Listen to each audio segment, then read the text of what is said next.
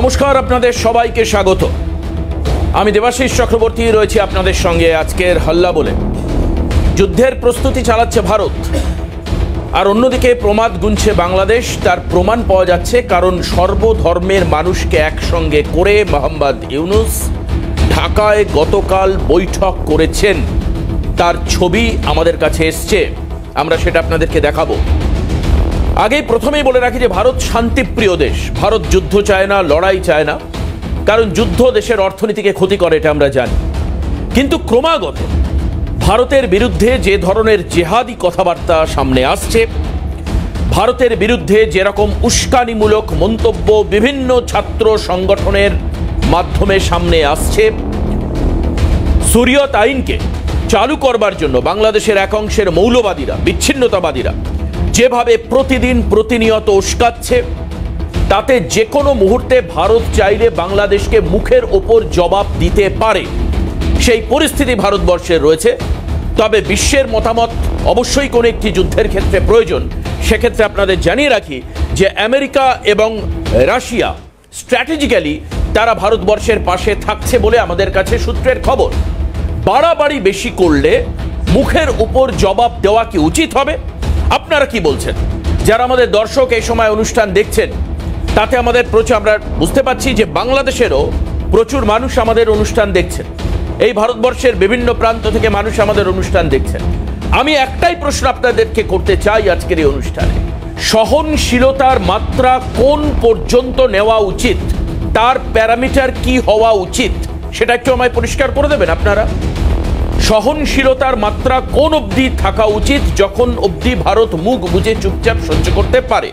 কিন্তু strategical preparation Bharat নিচ্ছে, কারণ আপনাদেরকে আগেই বলেছি হাউজার কামান থেকে শুরু করে পিনাকা মিসাইল থেকে শুরু করে ভারত সমস্তটাই রেডি রেখেছে। ভুবনেশ্বরের এয়ারবেসে এয়ার মহড়া হয়েছে, এবং তার সঙ্গে অতিরিক্ত সংযোজন সেটা হচ্ছে বঙ্গোপসাগরে বে অফ বেঙ্গলে আইএনএস বিক্রমাদিত্যের ট্রেনিং চলছে। একাধিক যুদ্ধ সমরাস্ত্রে সজ্জিত এবং ফাইটার জেটে সজ্জিত বিমান রয়েছে, সঙ্গে 5th জেনারেশন এয়ারক্রাফট রাশিয়া থেকে কেনবার পাক্কা চুক্তি হয়েছে। আপনারা জানেন যে রাজনাথ সিং এর মধ্যেই সফর আছে, এবং ঠিক এই মুহূর্তে আমরা যে কথা বলছি সেটা হচ্ছে বাংলাদেশে ভারতবর্ষের আগামী 10 তারিখে কিন্তু বৈঠক রয়েছে। ভারতের তরফ থেকে বাংলাদেশের সঙ্গে বৈঠক, বাংলাদেশের মাটিতে হবে।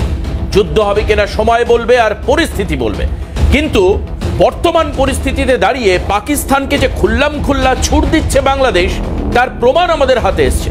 আপনারা জানেন যে খালেদা জিয়ার বাসভবনে বৈঠক হয়েছে, পাকিস্তানের বিদেশ মন্ত্রকের প্রতিনিধি, তার সঙ্গে বৈঠক। কিন্তু এখন এই মুহূর্তে দেখুন যে বিরাট টিভি স্ক্রিনে আপনারা দেখতে পাচ্ছেন ভারতের যুদ্ধ সমরাস্ত্রের ছবি, ঠিক সেখানেই পাক চক্রের সঙ্গে পাক মানুষ যারা পাক অধিকৃত পাকিস্তানে যারা থাকেন, পাকিস্তানের যারা আদিবাসী, তাদের বাংলাদেশে ঢোকবার ক্ষেত্রে খুল্লা ছুট। বাংলাদেশে পাকিস্তানিদের অবাধ দ্বার বলছে একটি বিশেষ নির্দেশনামা। সেই নির্দেশনামা আপনাদের সামনে তুলে ধরব আজকের অনুষ্ঠানের শুরুতেই। তাহলে বাংলাদেশের সঙ্গে পাকিস্তান রয়েছে একাধিক জায়গায়। ছাত্র সংগঠন বলছে যে পাকিস্তান ভালো, ভারত মুর্দাবাদ, পাকিস্তান জিন্দাবাদ। দেখতে পাচ্ছেন বিগ ব্রেকিং এই মুহূর্তে, মৌলবাদীদের বারবারন্ত মুজিবুর রহমানের দেশে, তার ছবিটা গত কয়েক মাসে পরিষ্কার হয়েছে, এবং সম্প্রতি একাধিক ছবি, তথ্য, বাইট, ফুটেজ সবটাই আমাদের কাছে রয়েছে। তালিবানি কায়দায় কি হবে বাংলাদেশ দখল? ইউনূস চান অথবা না চান, ওনার হাতে কি রয়েছে নিয়ন্ত্রণ? এটা একটা বড় প্রশ্ন। ইউনূস চান কি না চান, ওনার হাতে কি বাংলাদেশের বর্তমান নিয়ন্ত্রণ রয়েছে? আসুন, যে নোটিশের উপর ভিত্তি করে আমরা বলছি যে পাকিস্তানিদের অবাধ দ্বার করে দেওয়া হয়েছে বাংলাদেশকে, আসুন সেটা একবার দেখাই না। যে তালিকা আমরা প্রথম খালেদা জিয়ার বৈঠক দেখাই, বেশ খালেদা জিয়ার সঙ্গে বৈঠকের ছবি আমরা দেখাই। বিএনপি নেত্রী খালেদা জিয়ার সঙ্গে আজ থেকে ঠিক 3 দিন আগে পাকিস্তানের হাই কমিশনারের বৈঠক আপনারা দেখতে পাচ্ছেন। পাকিস্তান যোগ পরিষ্কার। আর এরপর দেখাবো সেই বিজ্ঞপ্তি, যে বিজ্ঞপ্তিতে লেখা রয়েছে যে পাকিস্তানের মানুষদের সম্পূর্ণভাবে বাংলাদেশ জায়গা দিতে প্রস্তুত।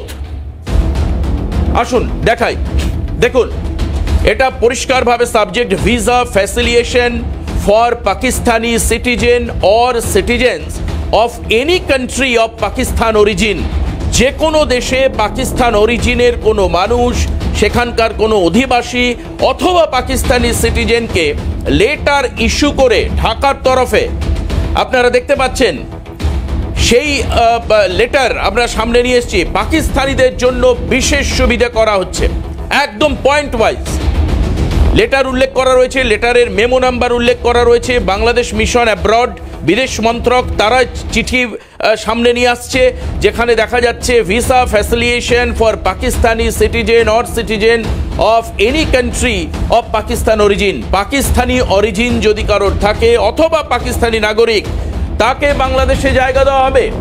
আসুন এবার দ্বিতীয় ইস্যুতে আপনাকে দেখাই যে এইভাবে যদি খুল্লা ভারতবর্ষের অন্যতম শত্রু পাকিস্তানকে জায়গা দেওয়া হয়, তাহলে সেই সহনশীলতা, যে সহনশীলতা, সার্বভৌমত্ব, সাম্প্রদায়িকতার কথা আমরা মুখে আওড়াই, সেটা কতদিন রক্ষা করা সম্ভব হবে? এবার আসুন আপনাদেরকে দ্রুত দেখাই যে ভারত সমরাস্ত্রের সাহায্যে পরবর্তী ছবি প্রস্তুতি পুরো চলছে আমাদের কাছে। স্পেশাল ইনপুট আসছে, প্রস্তুত ভারত, পাশে রাশিয়া এবং আমেরিকা। রাশিয়া তার অবস্থান স্পষ্ট করেছে, আমেরিকাও তার অবস্থান স্পষ্ট করেছে। এবার হাতে আসছে 5th জেনারেশন এয়ারক্রাফট। ভারতের হাতে এর আগে ছিল 4.5 জেনারেশন এয়ারক্রাফট। আমাদের সঙ্গে আজকে ক্যাপ্টেন সাহেব রয়েছেন, উনি আরো পরিষ্কার ব্যাখ্যা করে দেবেন। ভারত প্রস্তুত, এবং এক্ষেত্রে বিগ ব্রেকিং আপনারা দেখতে পাচ্ছেন, রাশিয়া থেকে S-500 কিনতে চলেছে ভারত। সম্প্রতি চুক্তি, এবং সেই চুক্তি অনুযায়ী 5th জেনারেশন অর্থাৎ সবচেয়ে লেটেস্ট ভার্সন অফ এয়ারক্রাফট সেটা কিনতে চলেছে ভারত। আমেরিকা দিচ্ছে অত্যাধুনিক নেভি হেলিকপ্টার। ইসরায়েলের সঙ্গে চুক্তির কথা আমরা জানতে পাচ্ছি সম্প্রতি এই সমস্ত, এগুলো একদম লেটেস্ট আপডেট আপনাদেরকে দেখাচ্ছি। ইসরায়েলের সঙ্গে হেলিকপ্টার, আমেরিকার থেকে হেলিকপ্টার, এবং S-500 এটা কেনা হবে রাশিয়া থেকে। দেখুন এই সমরাস্ত্র, দেখুন সুখোই 57 প্রস্তুত, 5th জেনারেশন এয়ারক্রাফট প্রস্তুত, যেগুলো 4.5 জেনারেশন সেগুলোও কিন্তু প্রস্তুত রয়েছে। বিভিন্ন গাড়িতে হাসি মারাকে নতুন করে সাজানো হচ্ছে। দেখুন হোয়াইট সোয়ান বম্বার প্লেন, তার মহড়ার ছবি কিছুক্ষণ আগেই আমাদের কাছে এই ছবি এসে পৌঁছয়। দেখুন MH-60 রোমিও হেলিকপ্টার যে কোনো এয়ারবেসে নামতে প্রস্তুত, জঙ্গল, পাহাড়ি অঞ্চল, প্রাকৃতিকভাবে প্রতিকূল অংশে নামতে প্রস্তুত MH-60 লেটেস্ট ভার্সন হেলিকপ্টার তৈরি করা হচ্ছে। এগুলো সমস্তটাই বঙ্গোপসাগরে INS বিক্রমাদিত্যের যে মহড়া চলছে, সেই মহড়ার ছবি আপনাদেরকে দেখাচ্ছি। পাশাপাশি আপনাদেরকে বলে রাখি যে বিদেশ সচিব পর্যায়ের বৈঠক আগামী 10 তারিখে, আর সেই কথাটা মাথায় রেখেই মোহাম্মদ ইউনূস তৃতীয় ইস্যুতে আমরা দেখব যে যেখানে তিনি সমস্ত ধর্মের মানুষদের নিয়ে একটি পোশাকি বৈঠক ঢাকায় করেছেন, তার ছবি আমাদের কাছে এসছে। আসুন একবার দেখাই সেই বৈঠকের ছবি। ভারতের পদক্ষেপেই কি হাড়ে কাঁপুনি ইউনূসের? আমি জানি না যে ইউনূসের হাতে পুরো নিয়ন্ত্রণ আছে কিনা, যদিও ইলেক্টেড গভর্নমেন্ট নন, সিলেক্টেড একজন প্রতিনিধি। তড়িঘড়ি সর্বধর্ম বৈঠক অন্তর্বর্তী সরকারের, এই যে ইন্টারিম গভর্নমেন্ট, তারা তড়িঘড়ি সর্বধর্ম বৈঠক, যার মধ্যে বুদ্ধিস্ট, যার মধ্যে সনাতনীরা উপস্থিত ছিলেন, যদিও সেক্ষেত্রে কোনো ইস্কনের প্রতিনিধি ছিলেন না। অবশেষে ঢোক গিলতে কি বাধ্য হচ্ছে বাংলাদেশ? ঠিক কোন জায়গায় রয়েছে বাংলাদেশের অবস্থান আসুন দেখাচ্ছি। সনাতনীদের উপর অত্যাচারের কথা স্বীকার করে নিয়েছেন তিনি, কিন্তু পাশাপাশি ইউনূস বলছেন তার বক্তব্যে যে সত্যতাও কিন্তু একবার দেখতে হবে। আচ্ছা, বাংলাদেশের ইন্টেলিজেন্স ওনার হাতে, সত্যতা কি ভারতের মিডিয়া বলবে আপনাকে? ভারতের মিডিয়াকে আপনি বলছেন ম্যাল প্র্যাকটিস করছে অনেক জায়গায়, এটা কি বাস্তব? এই ম্যাল প্র্যাকটিস কি ভারতের মিডিয়া করছে? আপনার বিভিন্ন এলাকায়, চট্টগ্রাম থেকে শুরু করে, সিলেট থেকে শুরু করে, উত্তর বাংলাদেশ অংশে একাধিক জায়গায় যে বিচ্ছিন্নতাবাদী অ্যাক্টিভিটিস চলছে, বিভিন্ন জায়গায় ভারতের পতাকাকে অবমাননা করা হচ্ছে। আমার কাছে ছবিগুলো রয়েছে, আমি দেখাচ্ছি, এই ছবি পরবর্তী সময় দেখাবো, যে পতাকা মারিয়ে ঢুকতে হচ্ছে বিভিন্ন ইউনিভার্সিটি, বিভিন্ন মাদ্রাসায়, বিভিন্ন ইনস্টিটিউশনে। আসুন এবার এই বৈঠকের ছবি আপনাদেরকে দেখাই। মহড়ার ছবি দেখাচ্ছিলাম, আর এখন এই মুহূর্তে দেখছেন ঢাকায় গতকাল বৈঠক হয় মোহাম্মদ ইউনূসের সঙ্গে। বিভিন্ন উইংসের মানুষরা এখানে উপস্থিত ছিলেন। আজকে শেষ বৈঠকের ছবি দেখাচ্ছি। আপনারা দেখতে পাচ্ছেন সনাতনের উপস্থিত, বুদ্ধিস্টরা উপস্থিত রয়েছেন, কিন্তু ইস্কনের কোনো প্রতিনিধি এই বৈঠকে উপস্থিত ছিলেন। আপনি দেখতে পাচ্ছেন বুদ্ধিস্ট কমিউনিটির মানুষ তারা উপস্থিত রয়েছেন, মুসলিম বিভিন্ন সংগঠনের মানুষ উপস্থিত আছেন, আমরা যে ছবিতে দেখতে পাচ্ছি, সঙ্গে কিছু সনাতনী সংগঠন তারাও উপস্থিত রয়েছেন। এবং আমরা জানতে পাচ্ছি যে এই মুহূর্তে জাস্ট আমাদের কাছে খবর এসে পৌঁছচ্ছে যে এই বৈঠক কিন্তু শেষ হয়েছে, কিছুক্ষণ আগে বৈঠক শেষ হয়েছে। আজকে দুপুরের কিছু পর এই বৈঠক শুরু হয়, তড়িঘড়ি সর্বধর্ম বৈঠক।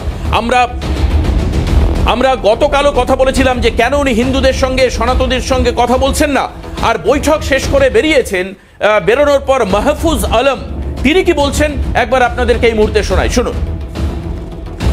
এখানে যেই ধরনের যদি কোথাও কোনো নিপীড়ন হয়ে থাকে হিন্দু অথবা অন্য কোনো জনগোষ্ঠীর বিরুদ্ধে, আমরা বলি না যে নিপীড়ন হয় না, এটা অল আউট বলাটা এটা অসত্য। কিন্তু যদি হয়ে থাকে সেটার বিপরীতে সরকারের ব্যবস্থাকেও আপনারা প্রচার করবেন। বিশেষ করে সুনামগঞ্জে হওয়ার পরে আমরা ব্যবস্থা নিয়েছি এবং ওই ব্যবস্থাটা পত্রিকাতে আপনারা মিডিয়াতে বলবেন, যাতে আমাদের যারা সংখ্যালঘু ভাই বোন আছে তারা যেন ট্রাস্ট পান। এই দেশটা তাদের, এই দেশটা সকল নাগরিকের। এবং স্যার শেষমেশ একটা কথা বলেছেন, এই কথা বলে শেষ করি। স্যার বলেছেন সম্প্রীতির তা তো দরকার, কিন্তু সম্প্রীতির সাথে ভয় যাতে জড়িয়ে না যায়, বরং নির্ভয় যাতে নাগরিকেরা নির্ভয়ে চলাফেরা করতে পারে, সবার মধ্যে মেলবন্ধন খুবই স্বাভাবিক গতিতে হয়। আমরা এখন ঠেকায় পড়ছি, এই জন্য হিন্দুদেরকে ডাকতেছি, বৌদ্ধদের ডাকতেছি, এইটা যেন না হয়। এটা হচ্ছে স্যারের দৃষ্টিভঙ্গি, এই সরকারের দৃষ্টিভঙ্গি।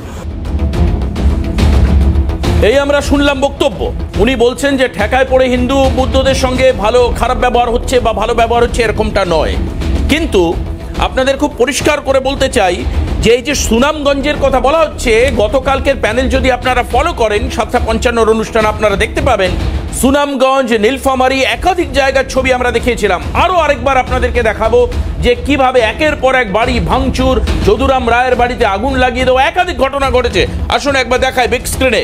সুনামগঞ্জে সনাতনীদের উপর আক্রমণ এবং মাইকিং করে প্রচার করে হিন্দু সেই ছেলেটিকে খুঁজে দেওয়ার আর্জি জানানো হচ্ছে। সেখানে মৌলবাদীরা জানাচ্ছেন একটি অংশে গিয়ে পাবলিক ফোরামে মাইকিং করে। সুনামগঞ্জে সনাতনীদের উপর আক্রমণের একাধিক ছবি রয়েছে, আমরা গতকাল দেখিয়েছিলাম। সেই ছবি আপনাদেরকে দেখাবো এক এক করে, শুনুন।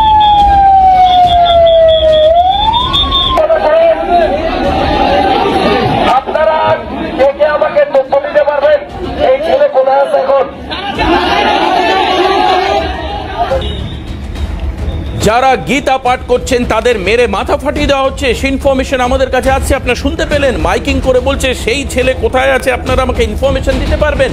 আর যে সমস্ত জায়গায় গন্ডগোল হচ্ছে সেখানে বাংলাদেশ পুলিশ, বাংলাদেশ সেনা তারা উপস্থিত রয়েছে। তাহলে আপনি বলবেন যে সে দেশে আইনের শাসন আছে?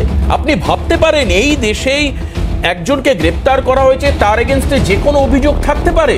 চিন্ময় কৃষ্ণ দাস গোস্বামী, তার বিরুদ্ধে আইনজীবী পাওয়া যাচ্ছে না। এই একটা দেশের অবস্থা, একটা দেশে যেখানে আইনজীবী পাওয়া যায় না কারোর আইনি সহায়তা নেওয়ার ক্ষেত্রে, তাহলে আমি তারপর ধরে নেব যে আইনের শাসন চলছে বাংলাদেশে? আপনি জোর করে আমায় বাধ্য করাবেন যে আইনের শাসন বাংলাদেশে চলছে এটা মেনে নিতে? মোহাম্মদ ইউনূস, ডক্টর ইউনূস, আপনি আমাদেরকে বলুন। আপনি মিডিয়ার ম্যাল প্র্যাকটিসের কথা বলছেন, আপনি মিডিয়ার ভুল প্রচারের কথা বলছেন। ইন্ডিয়া মিডিয়া যেটা করছে, আমরা বাংলাদেশ থেকে যে সূত্র পাচ্ছি, আপনারা কেন একাধিক মিডিয়াকে বাংলাদেশে বন্ধ করে রেখেছেন বলুন আগে। আপনারা কেন একাধিক মিডিয়াকে বাংলাদেশে বন্ধ করে রেখেছেন যারা নিউট্রাল খবর দেখাচ্ছে? কেন আপনারা বন্ধ করে রেখেছেন? আপনি বলছেন সেই তথ্য আমরা পাচ্ছি না, এই পাচ্ছি না। আপনার ইন্টেলিজেন্স আপনার হাতে, আপনি কেন সেই সমস্ত তথ্য কালেক্ট করছেন না? একটা ছোট্ট দেশ, 16 কোটি মতো মানুষ থাকেন, সেখানে আপনি ইনফরমেশন পাচ্ছেন না। সনাতনীদের উপর আক্রমণ হচ্ছে, হিন্দুদের বাড়ি পোড়ানো হচ্ছে, ব্যবসায়ীদের দোকান ভাঙচুর করা হচ্ছে। কয়েকদিন আগে আমরা চট্টগ্রাম, সিলেটের ছবি দেখিয়েছি।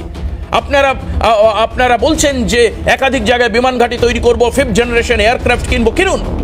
আপনারা থ্রেট করছেন ভারতবর্ষকে। আসুন এবার আমি পরিচয় করিয়ে দেব। আমার অবাক লাগছে যে বাংলাদেশ কার বলে লড়ছে। আমার খুব অবাক লাগছে, একটি শান্তিপ্রিয় দেশের ভবিষ্যৎকে কালো অন্ধকারে ঠেলে দেওয়ার চেষ্টা কারা করছে, ইন্টেনশনালি কারা করছে? এরকম কথা শোনা যাচ্ছে পাকিস্তান নাকি স্বাধীনতার যুদ্ধ লড়বে। আমি সবাইকে বলছি, এখানে যারা রয়েছেন, যারা বাইরে অনুষ্ঠান দেখছেন, পাকিস্তান নাকি আবার স্বাধীনতার লড়াই লড়বে, পূর্ব পাকিস্তানকে তারা দখল করে নেবার জন্য। এবার এই ছাত্র নেতারা কি বলছেন, মানে এই যে আমি এখানে বসে প্রোগ্রাম করতে আমার অসুবিধা হয় যখন আমি একজন নিজেকে ভারতীয় বলে মানি, যে সেখানে এই কারণের জন্য সমস্যা হয় যে সহনশীলতার মাত্রা অনেক সময় ছাড়িয়ে যায়। আসুন এবার আপনাদেরকে দেখাই ছাত্র নেতা বাংলাদেশের মাটিতে দাঁড়িয়ে আপনি ইনপুট পাচ্ছেন না মোহাম্মদ ইউনূস, আপনি ইনপুট পাচ্ছেন, ইনফরমেশন পাচ্ছেন না। আপনি মিডিয়ার কথা বলছেন, নিন আমাদের থেকে আপনি ইনফরমেশন নিন। কি বলছে বাংলাদেশের মাটিতে দাঁড়িয়ে বিচ্ছিন্নতাবাদী ছাত্র সংগঠন? একের পর এক ছাত্রলীগের নেতাদের আপনারা হত্যা করেছেন, লজ্জা করে না? আপনি বড় বড় কথা বলছেন, একের পর এক ছাত্রলীগের লোকের বাড়িতে ঢুকে ঢুকে আপনি তাদেরকে মার্ডার করেছে। 5ই আগস্টের পরের 3 দিন অন্ধকার কালো বাংলাদেশের ছবি, আপনি আগে সেটা জোগাড় করবার চেষ্টা করুন। আপনারা সেটা কালেক্ট করবার চেষ্টা করুন যে 5ই আগস্টের পর 3 দিন কি হয়েছিল বাংলাদেশে, কতজন মানুষ মারা গেছে, তার কি তথ্য আছে। আসুন একবার দেখাই ছাত্র নেতারা কি বলছে, শুনুন। বাংলাদেশ হয়েছি ভারতের চক্রান্তের ফলে। আমরা প্রয়োজনে সেই পাকিস্তানে ফিরে যাব, কিন্তু ভারতের পা আর আমরা চাপবো না। আজমির শরীফ দখলের যদি এই ষড়যন্ত্র ভারত রাষ্ট্রীয় মদদে করতে দেয় এবং করে, এটার কি পরিমাণ বাজে পরিণতি হবে এটা যদি এখনো তারা না জানে, তারা এই সব বাজে কাজ করতে করতে তারা অঘোষিত রাজ্য বাংলাদেশকে বানিয়ে ফেলেছিল। এখনো যদি তারা শিক্ষা গ্রহণ না করে, তাহলে দক্ষিণ এশিয়ায় ভারত রাষ্ট্রের সীমানা কোন পর্যন্ত গিয়ে থামবে এটা আমরা মনে করিয়ে দিতে চাই। ভারত নাকি বাংলাদেশে সার্জিক্যাল স্ট্রাইক করবার জন্য তারা তাদের সীমান্তে তাদের সেনা বাড়িয়েছেন, তাদের শক্তি জোরদার করছেন, তারা সার্জিক্যাল স্ট্রাইক করবে। এই ন্যারেটিভগুলোকে শক্তিশালী করবার জন্য তারা ভুলফের কিছু টিভি চ্যানেল থেকে উস্কানিমূলক বক্তব্য দিচ্ছেন, চট্টগ্রাম নিয়ে যাওয়ার কথা শোনাচ্ছেন। আমি ইনকিলাব মঞ্চের পক্ষ থেকে, ছাত্র জনতার পক্ষ থেকে ভারতের কাছে অনুরোধ জানাই, আল্লাহর ওয়াস্তে আপনারা বাংলাদেশের উপর একটা সার্জিক্যাল স্ট্রাইক চালান। আমরা চাই ভারত তার কফিনের যে শেষ পেরেকটা এখনো বাকি আছে, সেইটা তারা যদি বাংলাদেশে একটা সার্জিক্যাল স্ট্রাইক চালায়, ইনশাআল্লাহ 20 কোটি ছাত্র জনতা ভারতের কফিনের শেষ পেরেকটা মেরে দেবে ইনশাআল্লাহ। কারণ ভারত যদি বাংলাদেশের উপরে সার্জিক্যাল স্ট্রাইক চালায়, পরের দিন ভারতের মানচিত্র আরো কমপক্ষে 60টা নতুন রাষ্ট্র নির্মিত হবে, আমরা জানিয়ে দিচ্ছি। ভারত বাংলাদেশে, দক্ষিণ এশিয়ায় ভারত এখনো এই অখণ্ডতা নিয়ে থাকবে কি থাকবে না, এই সিদ্ধান্ত এখন শুধু ভারতের হাতে নয়, এই সিদ্ধান্ত এখন বাংলাদেশের জনসাধারণের হাতে। এই বাইটগুলো বাংলাদেশের মাটিতে বসে দেওয়া, স্যার এই যে বক্তব্যগুলো, এগুলো বাংলাদেশের ছাত্র সংগঠন ইনকিলাব এই নাম বলছে। আমরা ইনফরমেশন দিচ্ছি, আপনারা আমাদের অনুষ্ঠান দেখছেন, আমি জানি, বুঝতে পারছি। আজকে একটা খুব অ্যাচিভমেন্ট আমাদের হয়েছে অরিন্দম, একবার যদি আমাদের এটা ইটস এ গ্রুপ অ্যাচিভমেন্ট, এটা আমার নয় অ্যাচিভমেন্ট, সবার অ্যাচিভমেন্ট, আমাদের যারা টিমে রয়েছে সবার। একবার আপনাদেরকে দেখাই, তাসলিমা নাসরিন আমাদের এই হাল্লাবল অনুষ্ঠান পোস্ট করেছেন তার ফেসবুক পেজে। দেখুন এই ছবিটা আমরা দেখাচ্ছি, দেখুন তাসলিমা নাসরিন এই আমার যে গতদিনের প্রোগ্রাম ছিল সেই প্রোগ্রাম পোস্ট করেছে, উপরে দেখে নিন। আমরা চেক করে দেখে নিয়েছি, এটা কোনো ফেক ছবি আমরা দেখাচ্ছি না। তাসলিমা নাসরিন তিনি গতদিন একটা ইনফরমেশন দিয়েছিলেন ফেসবুকে, তার উপর ক্ল্যারিফাই করে আমরা সেখানে বাংলাদেশের জঙ্গি পতাকা দেখা যাচ্ছে এরকম একটা খবর উনি দিয়েছিলেন। বাংলাদেশের জাতীয় পতাকা নিচে, জঙ্গি পতাকা ওপরে, সেটা আমরা খবর করি। আসুন একবার পতাকার ছবিগুলো একবার যদি দেখানো যায়। আমার টিম এর প্রতি আমি মানে কৃতজ্ঞ, ওরা যে অ্যাক্টিভিটিস দেখাচ্ছে, আমার সিএনএর যে টিম, ব্যাক টিম, দেখুন এই জঙ্গি সংগঠনের একাধিক সাদা কালো পতাকা মিছিল বার করেছে, ভারত বিরোধী মিছিল, আরবি ভাষায় লেখা, বাংলাদেশের পতাকা দেখুন একটা, আর অসংখ্য সাদা কালো পতাকায় জমায়েত। একবার ফুল স্ক্রিনে দেখায় অরিন্দম প্লিজ, একবার ফুল স্ক্রিনে দেখায়। পুলিশ, এই যে দেখুন পুলিশ নীল পোশাক পরা, যদি দরকার হয় ছবিটাকে একবার ফ্রিজ করে স্টিল করে দেখায়, বাংলাদেশের পুলিশ আর্মি গার্ড করছে এদেরকে। এই পতাকা কাদের? তাসলিমা নাসরিন বলছেন এই পতাকা জঙ্গি সংগঠনের পতাকা। এটা আমি দেবাশিস চক্রবর্তী এখান থেকে বসে স্টুডিওতে বসে বলছি না, তাসলিমা নাসরিন বলছেন এগুলো জঙ্গি পতাকা, দেশের পতাকা নিচে, জঙ্গি পতাকা ওপরে। বাংলাদেশের ভবিষ্যৎ নিয়ে বাংলাদেশের মানুষ যারা শান্তিপ্রিয় তারা এখনো সজাগ থাকুন, সতর্ক থাকুন, তারা প্রশাসনকে বোঝান। শেষ পরিণতি ভয়াবহ হতে পারে যদি এইভাবে চলতে থাকে। আমি পরিচয় করিয়ে দিই যারা আমাদের সঙ্গে গেস্ট রয়েছেন আজকের এই অনুষ্ঠানে আলোচনা করবেন। বিজেপির মুখপাত্র ফাল্গুনী পাত্র আমাদের সঙ্গে রয়েছেন। ফাল্গুনী দিকে স্বাগত জানাই। একই সঙ্গে একই ফ্রেমে আমরা দেখতে পাচ্ছি পদ্মশ্রী কাজী মাসুম আক্তারকে, শিক্ষাবিদ, আপনাকেও স্বাগত জানাই। কাজী মাসুম আক্তারদের উচিত, এই যারা প্রোগ্রেসিভ তাদের উচিত অন্ততপক্ষে এই দেশে অ্যাডভাইজার হিসাবে রাখা, কারণ অন্ততপক্ষে মস্তিষ্ক প্রসূত এই সমস্ত ভুল চিন্তাভাবনাগুলো দূর হবে। পদ্মশ্রী কাজী মাসুম আক্তারকে ধন্যবাদ জানাই। আমাদের সঙ্গে রয়েছেন রতন চক্রবর্তী, রাজনৈতিক নেতা। রতন দাকেও স্বাগত জানাই। রাজনৈতিক বিশ্লেষণ রতন দা করবেন। ক্যাপ্টেন অমলেন্দু রায়চৌধুরী, অবসরপ্রাপ্ত সেনাকর্তা। আমার খুব ভালো লাগছে অমলেন্দু বাবুকে এতদিন আমরা অনলাইন পেতাম, আজকে উনি ফিজিক্যালি স্টুডিওতে এসছেন। থ্যাংক ইউ স্যার এখানে আসবার জন্য। জাতীয় কংগ্রেস মুখপাত্র সুস্মিতা দি, আমার অত্যন্ত প্রিয় সুস্মিতা দি আমাদের সঙ্গে রয়েছেন। কিন্তু সুস্মিতা দি, দুঃখের বিষয় এটা, ৭১-এর মরণপণ লড়াই, ৭১-এর যুদ্ধ, বাংলাদেশকে স্বাধীনতা দেওয়া, আপনি বিশ্বাস করুন আমার বলতে হচ্ছে আজকে এই স্বাধীনতা কেউ মানছে না। বাংলাদেশের একটা বড় অংশের মানুষ, আমি জানি না সেটা বড় না ছোট অংশের মানুষ, ৭১-এর মুক্তিযুদ্ধকে ইন্ডিয়ান ডমিনেশন বলছে। ভারত জোর করে নাকি বাংলাদেশকে সেই সময় বাংলাদেশ করেছে। দুঃখের বিষয় কি জানেন, এক অংশের এই একটু আগে শোনালাম, বলছে আমরা পাকিস্তানে চলে গেলে ভালো হতো। আপনি বুঝুন। এবার এখানে দাঁড়িয়ে আমাদের সঙ্গে ভগবত প্রবক্তা নওল কিশোর গোস্বামী আমাদের সঙ্গে রয়েছেন। বিরতি একটা নিচ্ছি, বিরতির পর ফিরে এসে ক্যাপ্টেন অমলেন্দু রায়চৌধুরীকে দিয়ে আজকে শুরু করব। অবসরপ্রাপ্ত সেনাকর্তা আমাদের সঙ্গে স্টুডিওতে রয়েছেন। একটা বিরতি নিচ্ছি, দ্রুত ফিরে আসছি। আজকের এই আলোচনা, একাধিক তথ্য আপনাদের সামনে থাকবে আজকের এই আলোচনায়, সঙ্গে থাকুন। স্যার আমার সঙ্গে রয়েছেন ক্যাপ্টেন অমলেন্দু রায়চৌধুরী। দীর্ঘ জীবন, মানে পুরো জীবনটাই সেনাবাহিনীর হয়ে তিনি নিজেকে উৎসর্গ করেছেন। আমার আজকে স্টুডিওতে আসবার জন্য আপনাকে আরেকবার সেলুট জানাই। আমার প্রশ্ন এটা যে ভারত তো সহনশীল রাষ্ট্র বলে পরিচিত, কিন্তু তাই বলে যে যেমন খুশি এসে চড়থাপ্পড় মেরে যাবে সেটা ভারত আগে কখনো সহ্য করে। আমরা বালাকোট ইস্যুতে দেখেছি, অনেক কন্ট্রোভার্সি ছিল, পলিটিক্যাল কন্ট্রোভার্সি ছিল, কিন্তু তৎসত্ত্বেও সার্জিক্যাল স্ট্রাইক হয়নি এটা কেউ প্রমাণ করতে পারেননি। ভেঙে চুরে তছনছ করে দেওয়া হয়েছে সেনাঘাটি। বিশেষত মোদিজি ক্ষমতায় আসবার পর ভারত সামরিকভাবে যে পরিমাণ শক্তিশালী হয়েছে, আমরা যদি ইকোনমিক বাজেটকে দেখি, প্রত্যেক বছরে ফিনান্সিয়াল বাজেট পার ইয়ারে, আমরা দেখেছি সমরাস্ত্র কেনবার ক্ষেত্রে ভারত আগের থেকে অনেক বেশি বাজেট অ্যালোকেট করছে এই ক্ষেত্রে। আপনার কাছে আমি শুধু জানতে চাই স্যার, এই যে সহনশীলতা এটা কতদিন থাকতে পারে? আপনাকে আমি বলে রাখি, কালকে বাংলাদেশে কিছু উগ্রবাদী ইসলামিক নেতা বলছে, আপনাকে আবার আমি ইনপুট দিয়ে দিই, হয়তো অরিন্দম শোনাবে, সেটা হচ্ছে বলছে চিকেন নেটকে ডিসকানেক্ট যদি করে দেওয়া হয় তাহলে সেভেন সিস্টার্স আমাদের। আমি রিপিট করছি, বাংলাদেশ থেকে ইসলামিক নেতা বাংলাদেশের মাটিতে বসে বলছেন চিকেন নেটকে ডিসকানেক্ট করে দিলে সেভেন সিস্টার্স আমাদের। বলছেন ভারত যদি একটা সার্জিক্যাল স্ট্রাইক করে বাংলা, বিহার, উড়িষ্যাও আমাদের। বাংলা, বিহার, উড়িষ্যা আমাদের, ওদিকে সেভেন সিস্টার্স মানে আসাম, মণিপুর, ত্রিপুরা সব ওদের। কি বলেছে একবার শুনিয়ে নেবো স্যার, তাহলে আপনার হয়তো আরো বলতে সুবিধা হবে। একবার শোনাই কি বলছেন।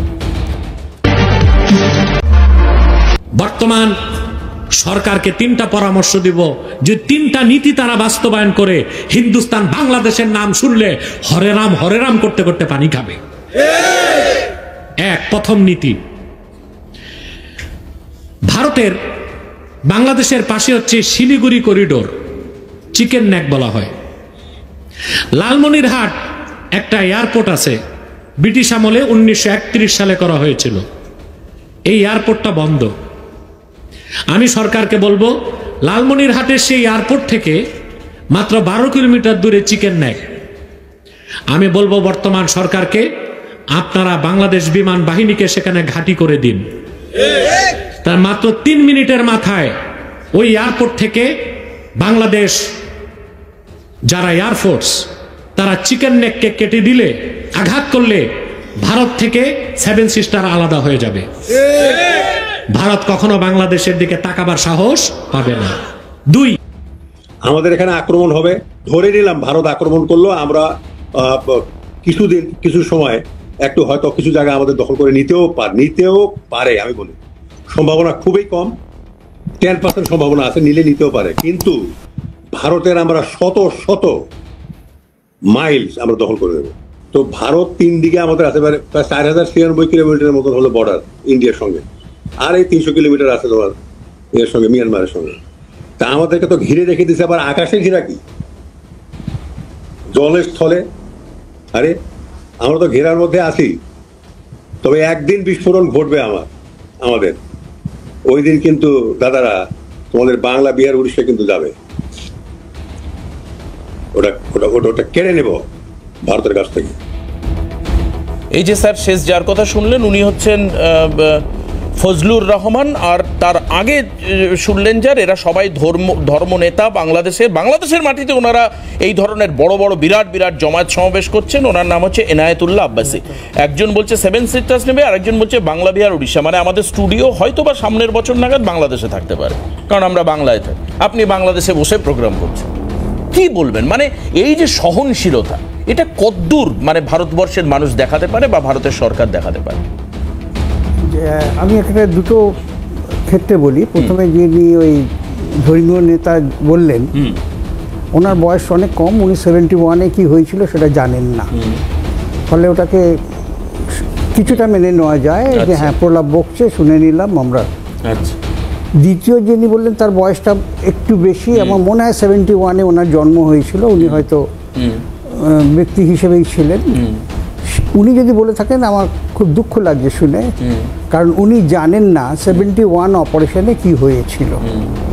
71 অপারেশন যেটা হয়, ভারতবর্ষের কোনো মাথা ব্যথা ছিল না ওদের জন্য যুদ্ধ করার। যখন লক্ষ লক্ষ উদ্বাস্তু, তারা কিন্তু হিন্দু খালি নয়, হিন্দু মুসলমান সব লাঞ্ছিত হয়ে তারা চলে এসেছে এপারে, এবং দুঃখে কষ্টে যখন তাদের খাবার নেই, কিছু নেই, এবং বাড়ি ছাড়া। এবং আমি আপনার চ্যানেলেও বলেছি একবার যে ওখানে একটা গ্রাম হয়ে গেছিল, সেই গ্রামটার নামই ছিল বিধবা গ্রাম।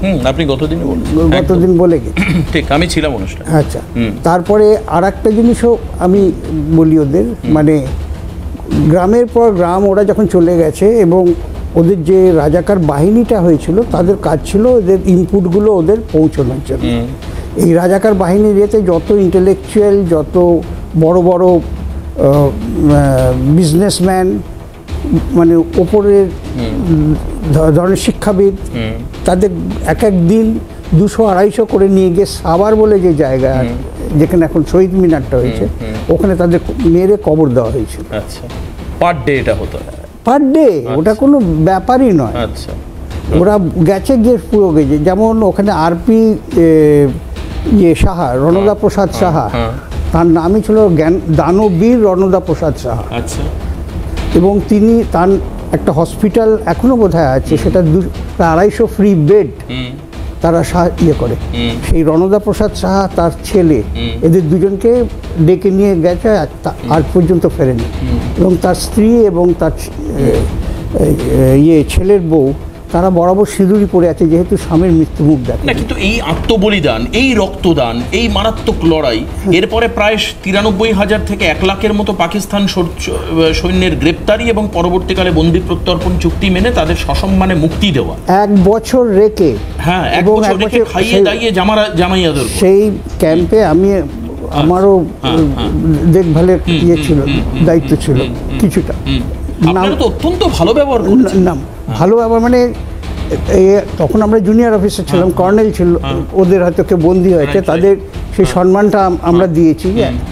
এবং সেই সময় যখন তাদের সেই সম্মান দেওয়া হচ্ছে বা কথা বলা হচ্ছে, এই আমাকে পাখিজাটা দেখাস, আমাকে এইটা সপ্তাহে সিনেমা দেখানো হতো, এরকম মানে এইরকম একটা রিলেশনের মধ্যে তাদের। এবং তারা যখন আপনাদের উচ্চপদস্থ আর্মি অফিসাররা নির্দেশ যে ওদের যেন কোনো রকমের একজন সৈন্য। তাহলে স্যার আমাকে একটা কথা বলুন, তাহলে সেই পাকিস্তানের গ্রেটফুলনেস কোথায়?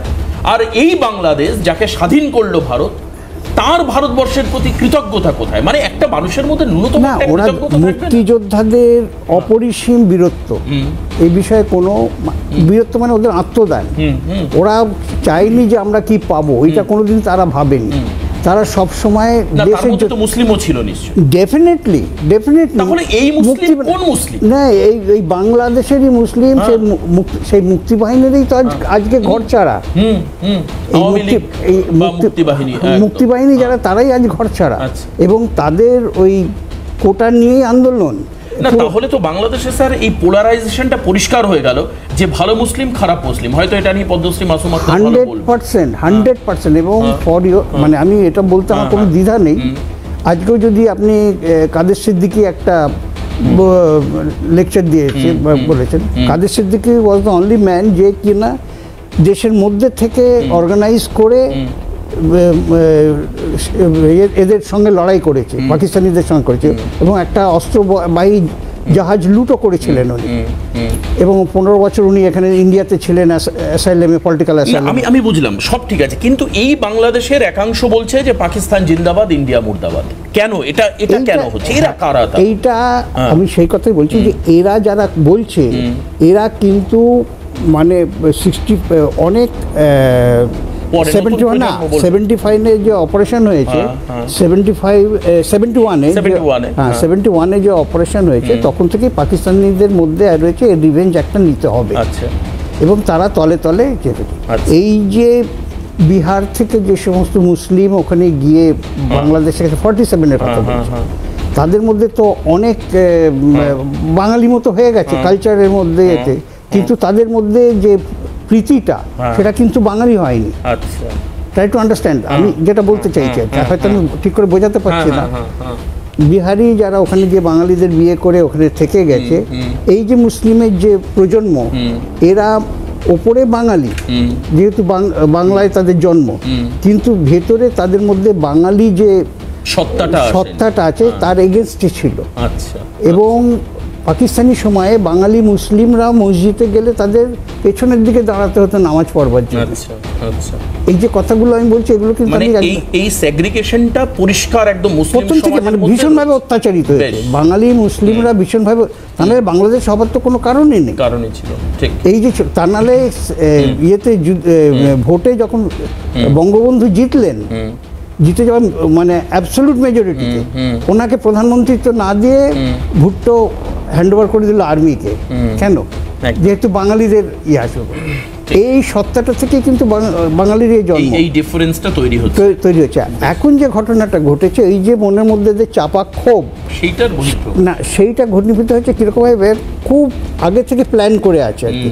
এইটা একদিনে হয়নি, কিন্তু এটা গত 5-6 বছর ধরে মানে খুব ভালোভাবে মাদ্রাসার ছাত্র, এবং এক্ষেত্রে কি যে হিজবুত জাহিরি বা যাদের রাইট এদের একটা বিশাল বড় অবদান রয়েছে, বিশাল বড় অবদান আছে।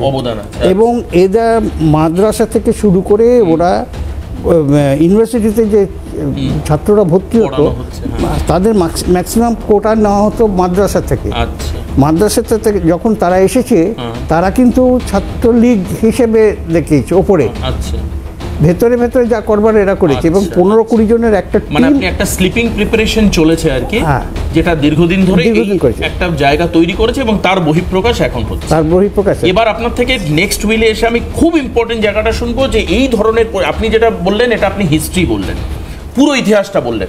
এবার এই বর্তমান ইতিহাসের উপর দাঁড়িয়ে ভারতের, যেহেতু আমি বলছি যে বাংলাদেশের অবস্থানটা একদম ভারতের পকেটের মধ্যে প্রায়, কারণ বাংলাদেশ যদি ডিস্টার্ব থাকে, ভারতের উত্তর পূর্বাঞ্চল পুরোটা ডিস্টার্ব হবে, অবশ্যই পশ্চিমবঙ্গ, বিহার, উড়িষ্যাও ডিস্টার্ব হবে, বিশেষত পশ্চিমবঙ্গ তো হবেই হবে। এখানে দাঁড়িয়ে ভারতের পদক্ষেপ কী হবে? আমি এই কারণের জন্য আরও বলছি, কারণ 14তে প্রধানমন্ত্রী হওয়ার পর মোদির প্রথম এজেন্ডা ছিল নর্থ ইস্টের ডেভেলপমেন্ট করা।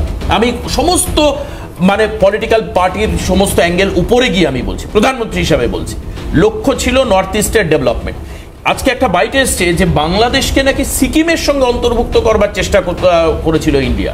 এই যে ব্যাপারগুলো, এগুলো নিয়ে কি ভাবছেন? এবং সেক্ষেত্রে ভারতের ভূমিকা কি ওই সমরাস্ত্র ধরেই হবে, নাকি কূটনীতিক চালে হবে? এটা একটা বড় প্রশ্ন। আমি বিরতি নেব, বিরতির পর ফিরে আমাদের সঙ্গে ভগবত প্রবক্তা নওল কিশোর গোস্বামী রয়েছেন। আমি আপনার কাছে যাব, কারণ আপনি আগে ঠিক করে দিন এই জায়গাটা, যে সনাতনী রাজকেও আমরা কলকাতায় দেখেছি, বিরাট মিছিল হয়েছে, মালদাতে, বাসন্তীতে, বিভিন্ন জায়গায় বড় বড় সব জমায়েত সমাবেশ হচ্ছে, কিন্তু বাংলাদেশের মাটিতে যে সমস্ত ভগবত প্রবক্তা রয়েছেন, যারা গীতা পাঠ করছেন, তারা কিভাবে নিজেদেরকে অ্যাসেম্বল করছেন, এবং তারা মানে তাদের নিরাপত্তার বিষয়টা আপনারা কি ভাবছেন, বা তারা কেমন আছে, আপনাদের কাছে কি ইনপুট আসছে? কারণ সেদিন আমার পরমাত্মানন্দজির সঙ্গে কথা হচ্ছিল, তিনি বলছেন যে একজন সন্ন্যাসীকে গেরুয়া বসন ছেড়ে তাকে জামা প্যান্ট পরে আশ্রম থেকে পালিয়ে যেতে হয়েছে। জামা প্যান্ট পরে, গেরুয়া পোশাক যেগুলো আপনারা পরেন, আপনাদের ত্যাগের প্রতীক, সেটা ছেড়ে নর্মাল জামা প্যান্ট পরে পালাতে হয়েছে, কারণ তাকে প্রাণ বাঁচাতে হবে। আমি আসবো বিরতির পর, ফিরে আপনার কাছে, সঙ্গে থাকুন। ফিরে আসলাম বিরতির পর। আমার সঙ্গে রয়েছেন ভগবত প্রবক্তা নওল কিশোর গোস্বামী। আমি না আপনাকে আজকে অনুষ্ঠানের বাইরে একটা প্রশ্ন দিয়ে শুরু করি। প্রথম, যে আপনি যে আশ্রমের সঙ্গে যুক্ত রয়েছেন, বা আপনি যেখানে থাকেন, তার লোকেশনটা কোথায়? আমার লোকেশন হচ্ছে গিয়ে, শুনলে অবাক হয়ে যাবেন, এবং সনাতন ধর্মের যেটা মূল স্থান, অর্থাৎ সনাতন ধর্মের যত মানুষ আমরা আছি, প্রত্যেকটা মানুষকে পৃথিবীতে জন্ম নেওয়ার পরে সেই স্থানে যদি একবার আসতে না পারে তার মানব জীবনটা বৃথা।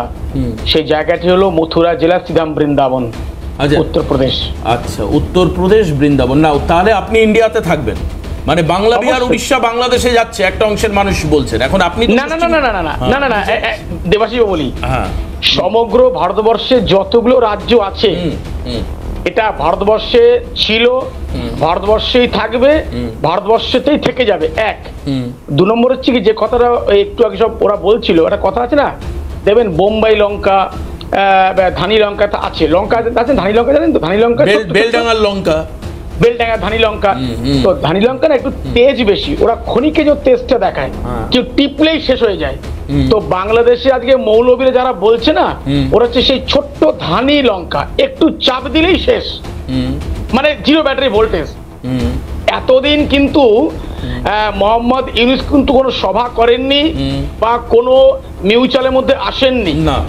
আজকে হঠাৎ করে সর্বধর্ম সমন্বয় নিয়ে উনি মিটিং করলেন, এখানটা উনি বুঝিয়ে দিয়ে যাচ্ছে আমার কিন্তু ব্যাটারি এখন ড্যামেজ তো চলেছে, আমি এখন লাগাম, আমার কিছু করার নেই, আমাকে হয় পদ্মা নদীতে ডুবে মরতে হবে, আর তা না হলে আমাকে সেই কোথায় ফ্রান্স না কোথায় উনি ছিলেন লুকে সেখানে চলে যেতে হবে।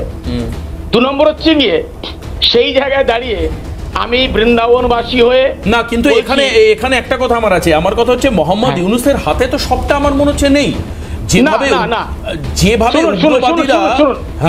আমি বলি মোহাম্মদ ইউনূস নামেই ওখানে অন্তর্বর্তী সরকারের প্রধান হিসেবে বসে আছে, এটা একদম নিশ্চিত। কিন্তু ওনার কিছু চেলাচামুন্ডা আছে, আরশোলা, ইঁদুর, হ্যাঁ, কাঠপিঁপড়ে, এরা ওনাকে মদত দিচ্ছে। কিন্তু এটা উনি ভেবে নিয়েছে যে এই মদত দিব আমার মানে আমাকে একবার স্বর্গে পাঠিয়ে দেবে, আল্লাহ কাছে পাঠিয়ে দেবে, কিন্তু ভুল ধারণা, এটা কখনো সম্ভব নয়। তার কারণ এটা মাথায় রাখবেন যে এই পৃথিবীর বুকে সব থেকে শ্রেষ্ঠ ধর্ম হচ্ছে সনাতন ধর্ম। এই সনাতন ধর্ম থেকে বিভক্ত হয়ে যে ধর্ম পালন করেছে তার ব্যক্তিগত ব্যাপার, সেটা নিয়ে কোনো চর্চা বিষয় নয়। কিন্তু আমার কথা এখানটাতেই যে আজকে ইউনূস সাহেব যে সর্বধর্ম নিয়ে বৈঠকটা করেছে, এই বৈঠকে পরিষ্কার হয়ে যাচ্ছে যে ক্যাপ্টেন সাহেব এর মতো বলছিলেন যে কিছু অতীতে ক্ষোভ আছে, সেই ক্ষোভগুলোকে এরা তুলে ধরার জন্য বেশ কিছু প্ল্যানিং করে এটা চালিয়েছে, কিন্তু চিরস্থায়ী নয়। দ্বিতীয় প্রশ্ন এটা না, কিন্তু যারা এই যে 16 বছর ধরে যারা বাংলাদেশকে শাসন করলো তারা নাকি ইন্ডিয়ার এজেন্ট, তাহলে এই মানুষগুলোর জীবন, তাহলে এই মানুষগুলোর জীবন জীবিকা আগামী দিনে তো বাংলাদেশে বারবার প্রশ্নের সামনে পড়বে। এক, না আমি একটা মিনিট বলি, এই বৈঠকে কিন্তু ইসকনের কোনো প্রতিনিধি ছিলেন না, একজন সাধু তিনি গ্রেপ্তার, তার মুক্তি কবে হবে ভগবান জানে। আমি যাচ্ছি তো সেই প্রসঙ্গে। দেখুন, আমি বছরে 2-3 বার বাংলাদেশ যাই, আমি ভাগবত প্রচার করতে বাংলাদেশে যাই এবং বহু জায়গায় গেছি আমি, কিন্তু আমি কোনো অসম্মান পাইনি, মিথ্যা কথা কেন বলবো। কিন্তু আমার এখানটাই প্রশ্ন আপনার কাছে স্টুডিওর মাধ্যম দিয়ে, যে আজকে যখন ঢাকাতে মোহাম্মদ ইউনূস সর্বধর্ম নিয়ে বৈঠক করেছেন, সেখানে দেখতে পাচ্ছেন সন্ন্যাসী সম্ভবত রয়েছেন, অনেক ধর্মের মানুষ ওখানে আছেন, কিন্তু আমার প্রশ্ন এখানটাতে যে ইসকনের যদি সেই চিন্ময় দাস কৃষ্ণপ্রভু হয়ে থাকে বা তিনি ইসকনে একজন সন্ন্যাসী বা ভক্ত বা যেই হোক না কেন, তাহলে আমার জানি না যে সঠিক কি ভুল, আজকে এই সভাতে ইসকনে কোনো প্রতিনিধি নেই কেন? একদম প্রথম। দ্বিতীয় প্রশ্ন, আজকে আমরা সনাতনী লড়াই আমরা করছি না, তবে ওনারা বলেছে কিন্তু ইসকনকে ডাকা হয়েছে, কিন্তু ইসকন আসেনি। আচ্ছা, সেটা আমার জানা নেই। রামকৃষ্ণ মিশনের যিনি রিপ্রেজেন্টেটিভ ছিলেন ওখানে, তার এটা বক্তব্য যে ডাকা হয়েছিল কিন্তু ইসকন থেকে কেউ আসেনি। আচ্ছা, সেটা ওনাদের ব্যক্তিগতভাবে সেভাবে চর্চা করতে যাব না। দ্বিতীয়ত বলছেন সনাতনী, শুনুন, আপনি একটু বললেন যে পোশাক আমরা গেরুয়া পরি, জেনে রেখে দিন, খুব স্পষ্টভাবে বলছি আমি, কথায় আছে যে গেরুয়া পরলে সন্ন্যাসী হয় না, তিলক নিলে বৈষ্ণব হয় না, আর 2.5 হাত কাপড় পরতে বাবাজি বলা যায় না। কথায় আছে যৎফলম কর্মাণি ভবন্তু ধর্ম মূর্চ্যতি, অর্থাৎ আগে কর্ম ঠিক করতে হবে, জন্ম তোমার যথাযথতা, কর্ম তোমার ঠিক থাকা চাই। আমি বেশভূষা সাধুর হয়ে গেছি, আমি বেশ সন্ন্যাসী নিয়েছি, আপনারা কর্ম করছেন। এবং আমি যদি সম্প্রতি বাংলাদেশের বন্যার ছবি আপনাকে দেখাই, আপনি দেখবেন 5ই আগস্টের পরে যে বন্যা হয়েছিল, সেখানে চিন্ময় কৃষ্ণ দাস প্রভু তিনি হাঁটু জলে নেমে বাংলাদেশের মানুষকে ত্রাণ বিতরণ করছেন, সেই ছবি আমাদের কাছে ছিল। কিন্তু তার যে ফল সেটা উনি ভোগ করছেন।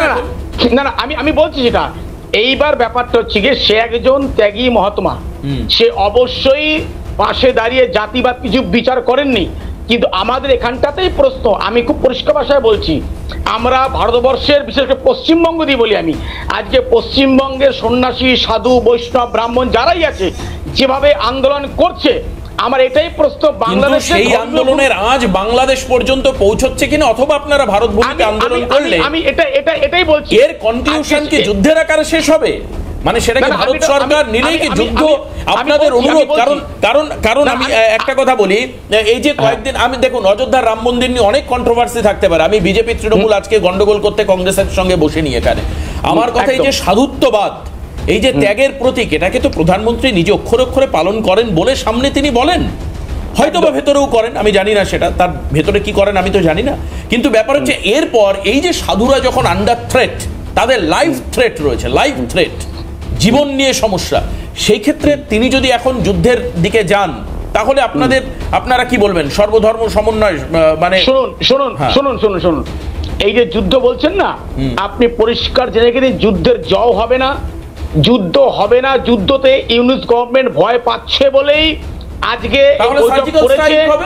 পাটলি লড়াই হবে, কারণ এই ধরনের উদ্ধত্ত আমি জানি না আপনাদের হয়তো সহনশীলতা সাধারণ মানুষের থেকে বেশি, উচ্চ মার্গ। এবার ব্যাপার হচ্ছে সেই জায়গায় দাঁড়িয়ে যুদ্ধ ছাড়া সলিউশন কি আছে আমি জানি না। নওল কিশোর, শুনুন, যুদ্ধ হলে সেটা ওপর মহা দেশ বুঝবে, কিন্তু আমরা বলি আমরা ভারতবাসী, এক মিনিট আমি বলিনি একদম, আমি একটা বিরতি নিই, বিরতির সময় হয়েছে, আমি আবারও আসবো আপনার কাছে নেক্সট টার্মে। একটা বিরতির সময় হয়েছে, বিরতির পর পদ্মশ্রী কাজী মাসুম আক্তার আমাদের সঙ্গে রয়েছেন, আমি ওনার কাছে যাব, তারপর যারা রাজনৈতিক এডিনা থেকে এসছেন ফাল্গুনিদি, রতনদা এবং সুস্মিতাদি, ওনাদের কাছে যাব। দ্রুত ফিরে আসছি আলোচনায়, সঙ্গে থাকুন। ফিরে আসলাম আমরা আলোচনায়। তবে কি যুদ্ধের প্রস্তুতি, আমরা সেটাও বলছি, অন্যদিকে সনাতনীরা কি ভাবছেন, প্রাক্তন সেনাকর্তা তারা তাদের অ্যাসপেক্টে কি ভাবছেন, আমরা আলোচনায় আনছি। পদ্মশ্রী কাজী মাসুম আক্তার একাধিক সময় আমরা দেখেছি যে প্রোগ্রেসিভ মুভমেন্টের ক্ষেত্রে তিনি নানান উপদেশ মুসলিম সমাজকে দিয়েছেন। আমি ইন্ট্রোডাকশনের সময় বলেছিলাম যে আপনাদের মতো মুসলিমদের বাংলাদেশে হয়তো প্রয়োজন রয়েছে, বাংলাদেশ সরকার উপদেষ্টা হিসেবে আপনাকে এখান থেকে নিয়ে যেতে পারে। এখন ব্যাপার হচ্ছে যে এই মুসলিমদের জাগরণ ঘটানো আদৌ কি সম্ভব? কারণ এই যে শরিয়ত আইন জারি করবার কথা বলেছে, আমি আপনাকে একটা মিছিলের ছবি দেখাতে চাইবো অরিঞ্জমকে দিয়ে, যেখানে মহিলাদেরকে বাজারে ঢোকা নিষেধ করা হচ্ছে, বাজারে ঢুকতে বারণ করা হচ্ছে, বাজারে কেনাকাটা করতে পারবে না, দোকানে বলছে মহিলারা গেলে মাল কেউ বিক্রি করবে না।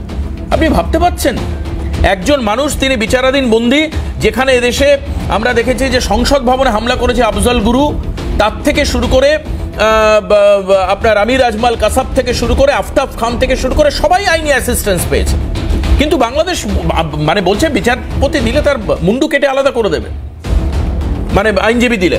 আমি এই মুহূর্তে সেই ছবি একবার দেখাবো আপনাদেরকে, দেখুন। মহিলার কাছে আগামীকাল থেকে কোনো কিছু বিক্রয় করব না, আমাদের দৃষ্টি আকর্ষণ করা যাচ্ছে। আগামীকাল থেকে প্রত্যেক দোকানের সামনে পর্দার ব্যবস্থা রাখতে হবে এবং সেই পর্দা প্রত্যেক নামাজের সময় ঝুলিয়ে দিতে হবে, অর্থাৎ প্রত্যেক নামাজের সময় বেচা কিনা বন্ধ থাকবে। দোকানদার ভাইদের দৃষ্টি আকর্ষণ করা যাচ্ছে, আগামীকাল থেকে এই মার্কেট। বুঝতে পারছেন কাজী মাসুম আক্তার, বাংলাদেশের একাধিক জায়গায় এরকম স্লোগান চলছে, মাইকিং চলছে, মহিলাদের কেনাবেচা বন্ধ করতে হবে, নামাজের সময় পর্দা ফেলে রাখতে হবে। এই বাংলাদেশকে কতদিন টলারেট করা যায়? করবে কি আদৌ ভারত সরকার? কি মনে হয় আপনার? দেখুন, টোটাল আলোচনার মধ্যে মৌলিক কিছু বিষয় গুরুত্বপূর্ণ, একটু মন দিয়ে শুনবেন কাইন্ডলি। হচ্ছেটা কি? কেউ বলবে যে আমাদের দেশে কিছু ঘটছে অভ্যন্তরীণভাবে, ভারতের এত লাফালাফি কেন, বিশেষ করে ভারতীয় হিন্দুদের? আমি সবই নয় বলি, সেই বাংলাদেশি বন্ধুদের এটা হয়, এটা উপমহাদেশ। আগামীকাল 6ই ডিসেম্বর বিতর্কিত ধাঁচা অযোধ্যায় ভাঙা হয়েছিল, ঠিক, এটাকে বাবরি মসজিদ বলা। একদম একদম। তারপরে আমরা জানি বেশ কয়েকদিন ধরে বাংলাদেশ বর্ডারে, ভারত বাংলাদেশ বর্ডারে হাজার হাজার মুসলিম লোকের সমাগম ঘটেছিল, প্রায় ধেয়ে ভারতে ঢুকাচার মতো। ভুলে গেছেন? এটাকে এফেক্ট বলে। ফলে আপনাদের যদি মনে হয় এখানকার ইসলাম ধর্ম মুসলমানরা কোথাও সমস্যায় পড়ছে, আপনারা চিৎকার করছেন, করুন না, অসুবিধা নেই। এখানকার হিন্দুরাও চিৎকার করবে ওখানে সংখ্যালঘুদের প্রতি অন্যায় হলে। এটা বাস্তব। নাম্বার 2, আমার দেখে মনে হচ্ছে একটি শব্দ, কেউ বলেছে কিনা জানি না, পরাধীনতার প্রত্যাবর্তন। অনেক কষ্টের পরে স্যার বলছিলেন পরাধীনতার প্রত্যাবর্তন। কোন স্বাধীন দেশ তার পরাধীনতাকে আনতে চাইছে। আমরা এখন পেছনের দিকে গেলাম, পরাধীন হলাম, আবার আমরা স্বাধীন হব। কার পতাকা তুলে? পাকিস্তানের পতাকা তুলে। কত নির্লজ্জতা! একদম। এটা আমাদের অপমান নয়, এটা 25 লক্ষ শহীদ হওয়া মানুষের অপমান। লক্ষাধিক রমণী যারা ধর্ষিত হয়ে মৃত্যুবরণ করেছে তাদের কাছে অপমান। বাংলাদেশ শব্দটার সাথে অপমান। কত অকৃতজ্ঞ এরা হতে পারে! এতগুলো শহীদ বলিদান সব ধুয়ে মুছে সাফ। কি দেখছি আমরা? যেটা হচ্ছে সে তো হচ্ছে। মাহফুজ আলম ছেলের লোকটিকে দেখে কত নির্বোধ মনে হচ্ছে। ও নাকি মুখপাত্র একটা দেশে, আমাদের এখানে ঝাড়ুদার চাকরিও পাবে না। ওই মাহফুজ আলম বকছে। ও কি বলছে? যে বোকাটাও বকছে ওটা প্রত্যেক দিন কাজী মাসুম আক্তার বলছে এই কলকাতা স্টুডিওতে। প্রত্যেক দিন কি না 1 লক্ষ 1000 10,000 20,000 হিন্দুদের মন্দির ভাঙা হয়নি, ধরে নিই। বিগ্রহ ভাঙা হয়নি, ধরে নিই। তাদের বাড়িঘর জ্বালিয়ে দেওয়া হয়নি, ধরে নিই। 10টা হয়েছে তো, 10টা হবে কেন? হাসিনা চলে আসার পর একটা তো মসজিদ ভাঙা হয়নি। যারা আওয়ামী লীগের সমর্থক তাদের তো মসজিদও আছে, তাদের বাড়িতে লাগায়। একদম। তাহলে মন্দিরটা ভাঙালো কেন বেছে বেছে? একদম ঠিক। 10টা কেন? এ তো আমি বলেছিলাম কাজী মাসুম আক্তার। এতদিন পরে মাহফুজ বলছে কেন? আচ্ছা 10টা যে মন্দির ভাঙা হলো বলছে কম ভাঙা হয়েছে, ভাঙা হয়েছে, কিন্তু ভারতীয় মিডিয়া একটু বেশি বেশি বলছে। আচ্ছা ভারতীয় মিডিয়া বেশি বলছে, ও তো স্বীকার করে অন্যায় হয়েছে, ও তো স্বীকার করছে। কাজী মাসুম আক্তার কাজী মাসুম আক্তাররা এই বাংলার মাটি থেকে 2 মাস আগে বলে, কেন বলে? কারণ আমি নিজে বেশ কিছু হিন্দু পরিবারকে ফোন করে জামাত ইসলামের লোক এবং বিএনপির লোককে ফোন করে বাঁচিয়েছি এই কলকাতা থেকে। এই কলকাতা থেকে আমি বাঁচিয়েছি কাজী মাসুম আক্তার। মানবিকতার তাড়নায় এটা তাই। বেশ, আমি একটা বিরতি নিয়ে আবারও কাজী মাসুম আক্তারের কাছে আসবো। এবং আমরা জানি কয়েকদিন আগে আমাদের ক্যামেরার লেন্সে ধরা পড়লো, এটাই হচ্ছে হয়তো ভারতবর্ষের ঐতিহ্য, যেটা বাংলাদেশ পারে না, যেটা পাকিস্তান পারে না, সেই কারণের জন্যই ভারত আলাদা। কয়েকদিন আগে পরমাত্মানন্দজিদের সঙ্গে একই মিছিলে গেরুয়া সনাতনীদের সঙ্গে আবারও আমি রিপিট, কাজী মাসুম আক্তার একই মিছিলে বেরোলেন। এটাই হয়তো ভারত পারে, অন্যরা পারে না। সেই ছবি আমরা পারলে পরবর্তী সময় দেখিয়ে দেব।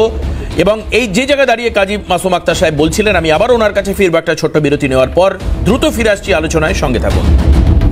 এক্ষুনি এই মুহূর্তে আমাদের কাছে আরো কিছু প্রস্তুতির ছবি আসলো, যেটা আমরা প্রথমে দেখাতে পারিনি। সমর সাজে প্রস্তুত হচ্ছে ভারত, তার কিছু ছবি আবার আসলো। আমি পদ্মশ্রী কাজী মাসুম আক্তারের কাছে যাওয়ার আগে একবার ছবিগুলো একটু দেখাই। যে অংশের আমরা দেখাই শত্রু পক্ষে বাংলাদেশ, এবং সেখানে বাংলাদেশ একটি বিশেষ অক্ষ তৈরি করবার চেষ্টা করছে, যেই অক্ষের মাধ্যমে তারা ভারতের বিরুদ্ধে একটা পরিকল্পনা করছে, একটা ব্লুপ্রিন্ট তৈরি করছে। ভারতের বিরুদ্ধে গোপনে একটা শত্রু অক্ষ তৈরি করবার চেষ্টা করছে।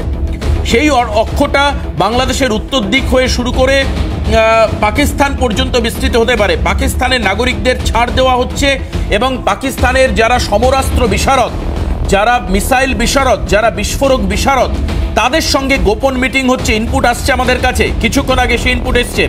সুরক্ষা বিধির প্রোটোকল ভেঙেই ছাড় দেওয়া হচ্ছে।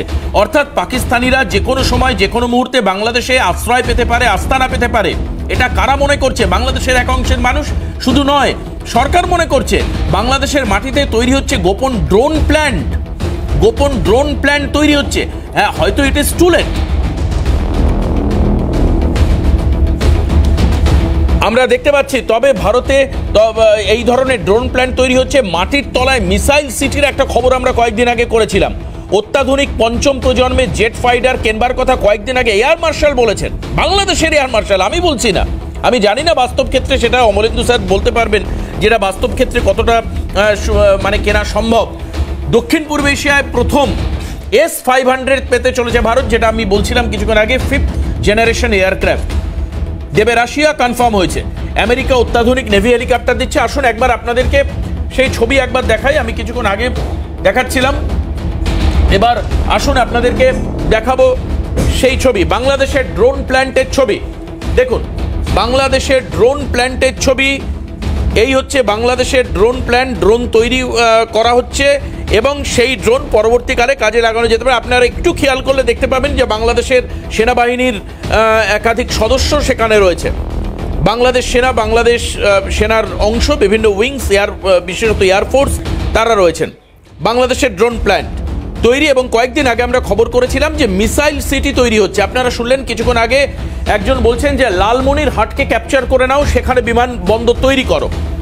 আসুন এই যে TGD 300 আমরা উৎক্ষেপণ ভারতের কয়েকদিন আগে দেখেছিলাম, এই হচ্ছে মিসাইল সিটির ছবি। দেখুন এখানেও আপনি বাংলাদেশ আধিকারিকদেরকে দেখতে পাবেন, বাংলাদেশের পোশাক পরা, সেনাবাহিনীর পোশাক পরা মানুষকে দেখতে পাবেন। একটু ভালো করে খেয়াল করুন, দেখতে পাবেন ছবিতে।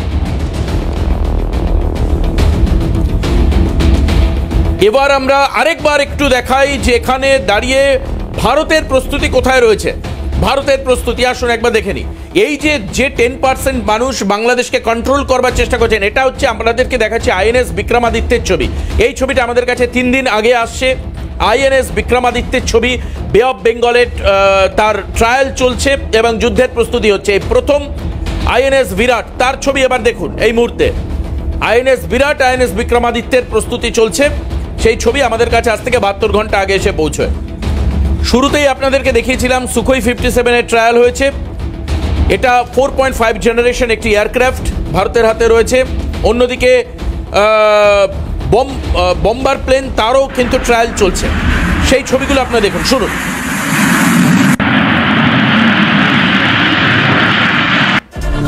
বিরতিতে যাওয়ার আগে প্রথম অংশে দেখিয়েছিলাম MH-60 রোমিও কাপ্টার, তারও কিন্তু একটা ট্রায়াল হয়ে গেছে অলরেডি বে অফ বেঙ্গলে।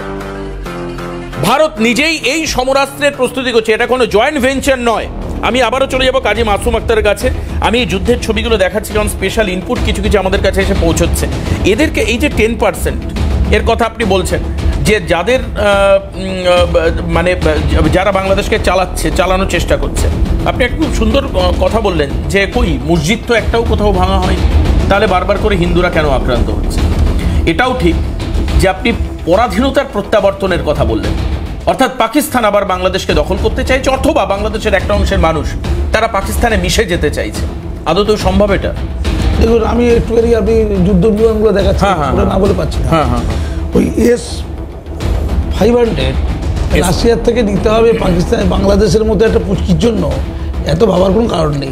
এটা অনেকটা হচ্ছে লিওনেস মেসির সাথে, এটা একটা ভাবা হচ্ছে লিওনেস মেসির সাথে রাজাবাগারের খাসির কম্পেয়ার হচ্ছে। রাজাবাগারের খাসিকে কাটতে গেলে লিওনেস মেসিকে রাখে হিসেবের মধ্যে নেয়, জাস্ট টিপলে মরে যাবে। ওগুলো হচ্ছে আমাদের ওই সিদ্দিকুল্লা সাহেব বলছিলেন না, মাথায় কাফন বেঁধে রাখবো, ওই ইট দিয়ে পারোই বোমার সাথে লড়াই করা। ওর হাতে যে পারোই বোমা, আমার হচ্ছে ইট দিয়ে বেঁধে দেবো।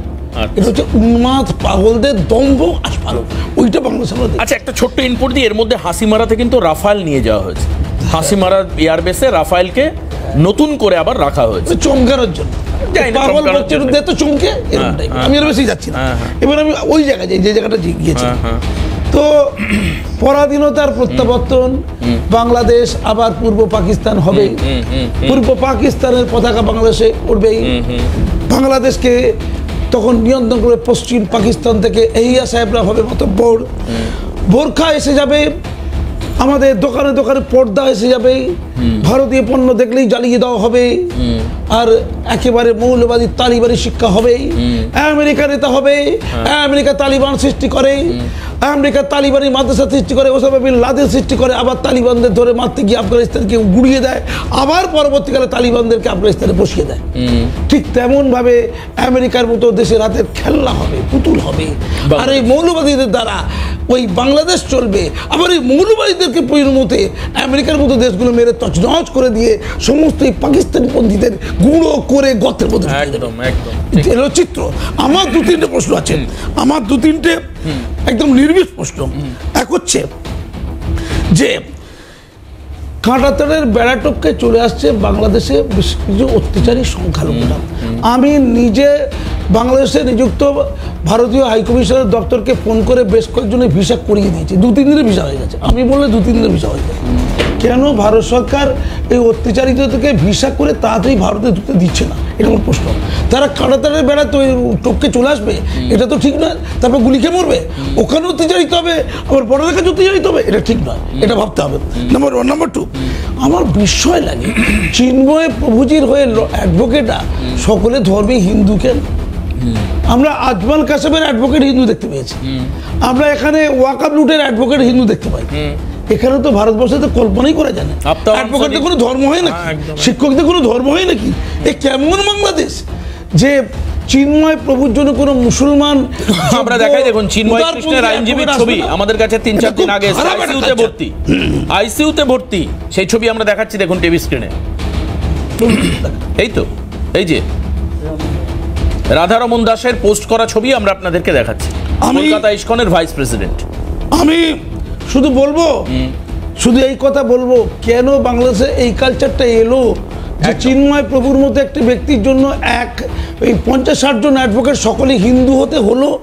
এ বাংলাদেশ কি বাংলাদেশ? এটা কি জিন্নাপন্থীদের বাংলাদেশ? লজ্জা লাগে না একটা জাতি? আমি নির্লজ্জ জনজাতিকে বলি, অবাধ দুয়ার পাকিস্তানের জন্য, তাদের হবে ভিসা, তাদের জন্য দরজা খুলে দাও। ওটা তো জঙ্গিদের জন্য দরজা খুলে দাও। হানাদার বাহিনী ওই বাংলাদেশের মহিলাদেরকে আবার ধর্ষণ করার ছাড়পত্র রাখে, ওটা নির্লজ্জ জনজাতি। একদম। আমি রতনদার কাছে আসবো, কিন্তু তার আগে আইনজীবীরা কিভাবে শাসাচ্ছে সেই ফুটেজটা একবার একটু দেখাই, রতনদা দেখে নিক, তারপরে বলতে সুবিধা হবে। আইনজীবীরা কি বলছেন চিন্ময় কৃষ্ণ প্রভুর সম্পর্কে শুনুন। ইস্কনের এই জঙ্গি সংগঠনের নেতা এই চিন্ময় দাসকে যতদিন পর্যন্ত আলিফ হত্যা মামলায় আসামি করা হবে না, আইনজীবীদের আন্দোলন ততদিন পর্যন্ত। আমরা স্পষ্ট করে বলতে চাই, এই চট্টগ্রাম আদালত পাড়ায় যারা যদি কেউ সাহস করে এই চিন্ময় দাসের পক্ষে এবং চিন্ময় দাসের দোষরের পক্ষে কেউ যদি ওকালতি করতে চায় কিংবা ওকালতনামা দাখিল করে, সাথে সাথে এই কোর্ট বিল্ডিং এর তাকে গণফিরে দিতে হবে।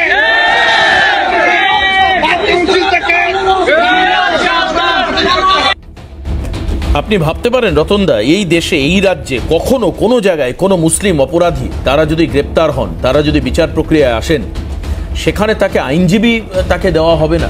এই ধরনের ঘটনা বাংলাদেশে দেখলেন। ওপেন ফোরামে চট্টগ্রাম আদালতের ছবি আপনাদেরকে দেখালাম।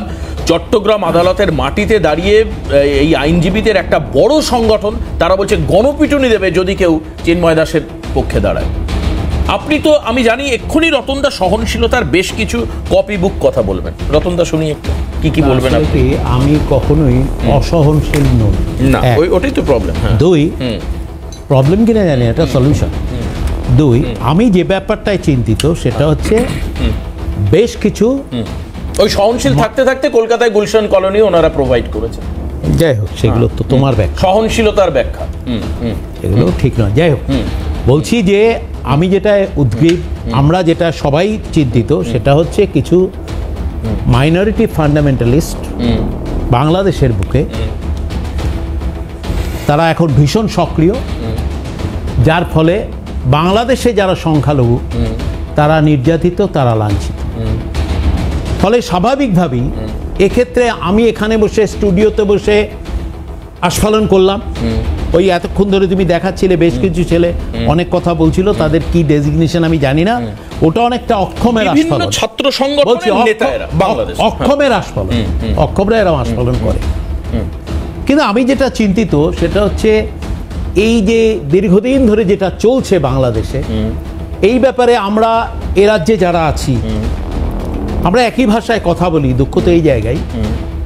কিন্তু এটা যেহেতু কোনো স্টেটের সাবজেক্ট নয়, না ত্রিপুরা, না বাংলা, না আসাম, আমরা কিছু করতে পারবো। আমাদেরকে একটা জিনিস বিশ্বাস করতে হবে, আমরা এখনো বলছি ভারত সরকার পারে এটাকে বন্ধ করতে। আচ্ছা, আপনি একটা আমায় কথা বলুন, এই যে মমতা বন্দ্যোপাধ্যায় শান্তিরক্ষা বাহিনী পাঠানোর তিনি একটা সাজেশন দিয়েছিলেন, এরপরে বাংলাদেশ থেকে তৌহিদ হাসান, খুব সম্ভবত পররাষ্ট্র উপদেষ্টা, আমার যদি খুব ভুল না হয়, উনি বলেছিলেন যে সরকার পড়ে যাবে, মমতার অবস্থান চেঞ্জ হয়ে যাবে।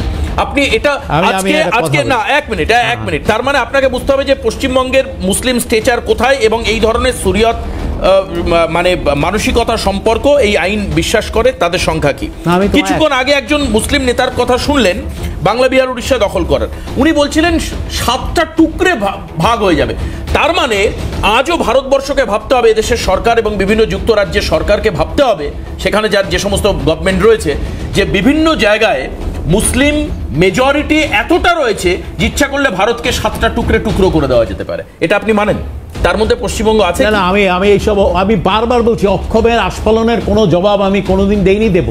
আচ্ছা, আমি ভারত সরকার, ভারতবর্ষ আমার দেশ, ভারতবর্ষে একটা সরকার আছে, যথেষ্ট শক্তিশালী সরকার। আমি আশা করি আপনি ভারত সরকারের পাশে তো, আপনি রতন চক্রবর্তী একজন প্রবীণ নেতা, তিনি সমর্থন করছেন স্টুডিওতে বসে, কিন্তু এখনো পর্যন্ত পশ্চিমবঙ্গ সরকার সিএ মানতে পারে। আমি কি বলি? এটা ব্যর্থতা না আপনার? আমি কি বলেছি?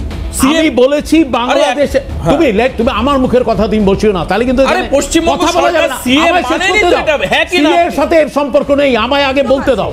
আমি যেটা বলতে চাইছি যে বাংলাদেশে মানে ধর্মীয় কারণে আলোচনা তাহলে অন্যদিন বসো না। রতন দেখ, আমি বলছি 1 মিনিট, তুমি আমার কথা কেড়ে নিতে পারো না। You cannot slash my word. আমি যেটা বলছি, তুমি তোমার কথা, আমার বক্তব্য হচ্ছে যে ঘটনা বাংলাদেশে ঘটছে, এই ঘটনাকে ভারত সরকারের ইমিডিয়েট পদক্ষেপ নেওয়া উচিত। কি পদক্ষেপ নেবে সেটা ভারত সরকার জানে, কারণ এটা সেন্ট্রাল গভর্নমেন্টের বিষয়। তারা যে পদক্ষেপ নেবে, পশ্চিমবাংলার একজন অধিবাসী হিসাবে আমি বলবো আমরা তার সাথে আছি, but you should take some step at least. তুমি চুপ করে থেকো না। তুমি চুপ করে থাকলে যেটা দাঁড়াচ্ছে সেটা হচ্ছে ওপার বাংলার একটা ঢেউ কাউন্টার ন্যারেটিভ এপার বাংলায় তৈরি হলে আমার মনে হচ্ছে সেটা বাংলার পক্ষে ক্ষতি। ওকে, ফাল্গুনিদি আপনাকে দেখাই যে আজকে বাংলাদেশ ভারত সীমান্তে 3 জনকে আটক করেছে আমাদের এখানকার সেনাবাহিনী। তারা কেন ভারতবর্ষে ঢুকছে এইরকম একটা উদ্ভূত পরিস্থিতিতে, কেন আসছে শুনুন। গোপালগঞ্জ থেকে এসছে, তো একটু চাপ, দেশে তো এখন অনেক ধরনের সমস্যা হচ্ছে, এবার চাপে পড়ে এসছে, পালিয়ে চলে এসছে চাপে পড়ে। অত্যাচার হচ্ছে, হিন্দু দেখে মারপিট হচ্ছে, ঘরে মেয়ে ছেলে তুলে নেয়, এই ভয়তে ওনারা পালিয়ে চলেছে। ওনারা রাত ভরে ঘুমায় না। একাই এসছে না, ওনার সঙ্গে ওনার স্ত্রী আর একটা ভাগ্নে নিয়ে আসছে।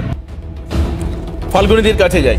ফাল্গুনিদি, 3টে ভাবে অ্যাটাক হচ্ছে হিন্দুদের উপর। এক হচ্ছে তাদের সম্পত্তি স্ন্যাচ করা হচ্ছে, লুটপাট করা হচ্ছে, শ্মশানের জমি দখল করা হচ্ছে, সেখানে রাস্তা তৈরি। আমার কাছে ফুটে যাচ্ছে, এক্ষুনি আছে মোবাইল, আপনি বাংলাদেশ সরকার যদি চায় বা ওনারা চাইলে আমি দেখাতে পারি। দ্বিতীয়ত হচ্ছে মহিলাদের উপর নির্যাতন হচ্ছে, মহিলাদের শ্লীলতাহানি হচ্ছে। তৃতীয়ত হচ্ছে বিভিন্ন মন্দির ভাঙা হচ্ছে বিভিন্ন জায়গায়, তারও ছবি আমাদের কাছে আছে, চাইলে দেখাতে পারি। সৌজন্যের খাতিরে এখনো সৌজন্য আছে, আমরা সেই জন্য পুরো বড় করে বিস্তারিত মানে অডিও ভিডিও দিয়ে দেখাচ্ছি না, ছোট করে ছবিগুলো দেখাচ্ছি আমরা। এই মুহূর্তে ফাল্গুনিদি পরিস্থিতি সবাই চাইছে, এখানে প্যানেলিস্ট সবাই ভারত ডিসিশন নিক। আগামী 10 তারিখে বৈঠক রয়েছে বাংলাদেশের সঙ্গে। রতনদাও বললেন আপনাদের অন্যতম ঘনিষ্ঠ প্রতিদ্বন্দ্বী একটি দল, তারও প্রতিনিধি বলছেন ভারত যা করবে আমরা তাই করব। দেখুন, এটি একটি গম্ভীর বিষয়, আপনারা জানেন। এটাই স্টুডিওতে বসে বা রাস্তায় দাঁড়িয়ে এটার সিদ্ধান্ত নেওয়া যায় না। নিশ্চয়ই ভারত সরকার সিদ্ধান্ত নিচ্ছে, আপনারা তার প্রতিচ্ছবি দেখালেন। এবং আগামী দিনে 100% যেরকম কার্গিল যুদ্ধ বিজেপি সরকার ডিসিশন নিয়েছিলেন, যেরকম আমরা সার্জিক্যাল স্ট্রাইক দেখেছিলাম, তো সেরকম খুব ভালোভাবেই এই ডিসিশন যে এই ভারত সরকার নেবেন সে বিষয়ে কোনো সন্দেহ নেই। আপনারা আগামী দিন সেটা দেখতে পাবেন, কিন্তু আমি এখানে বসে এটা বলতে পারবো না বা তর্ক করতে পারবো না যেটা কি হতে পারে, কারণ এটা একদম খুব সিক্রেট বিষয়, যেটা এখানে বসে বলা যায়। এটা খুব সিক্রেট। আরেকটা কথা জিজ্ঞেস করি, বাংলাদেশে অ্যাটাক হলে পশ্চিমবঙ্গ মানে স্থিতিশীল থাকবে? দেখুন, একদমই স্থিতিশীল থাকবে না। সেই জন্যই এই সিএ অনেকদিন আগে চালু করার কথা বলা হয়েছিল। এই জন্য আর্মিদের রুটিন চেক আপ যখন করা হচ্ছিল তখন মমতা ব্যানার্জি বাধা দিয়েছিল। কেন? এখন আমি প্রশ্ন করতে চাই, কেন বাধা দিয়েছিল রুটিন চেক আপে আর্মিদের? বলতে পারেন কেন বাধা দিয়েছিল? খারগাগড় বিস্ফোরণে এই যে ইন্ডিয়ান মুহাজিন, যে ওই যে আমাদের মৌলবাদী যারা রয়েছে, যারা জঙ্গি রয়েছে, তারা কোথা থেকে তাদেরকে পাওয়া গেছিল? সেখানে বলেছিল কি গ্যাস বিস্ফোরণ হয়েছিল। এরা কারা? এখানে আজকে বিএনপি নেতা সেলিম, তাকে পাওয়া যাচ্ছে কলকাতা থেকে। আজকে কলকাতায় বাংলাদেশের নেতা এখানে খুন হয়ে যাচ্ছে। এখানে সাংসদ তাহলে আপনি ভাবুন তাহলে এরা কিভাবে ঢুকছে, কেন এই কলকাতাকে অমিত শাহকে জিজ্ঞেস করুন, অমিত শাহ দিদি, কারণ বর্ডার পাহারা দেওয়ার দায়িত্ব ইমিগ্রেন্টদের দায়িত্ব। মুজিব হত্যাকারী কলকাতায় ছিল। আসছে সুস্মিতা দি, আসছে দিদি, একটু দিদি আমাকে আজকে একটু 1936 কিলোমিটার সীমান্ত, তার মধ্যে 10% এলাকার এই কাঁটাতার নেই, যেখানে বারবার করে জায়গা চাওয়া হচ্ছে যে আপনারা জমি দিন, কাঁটাতার দেওয়া হবে, কিছুতেই মমতা ব্যানার্জি দিচ্ছেন না। আরজিকর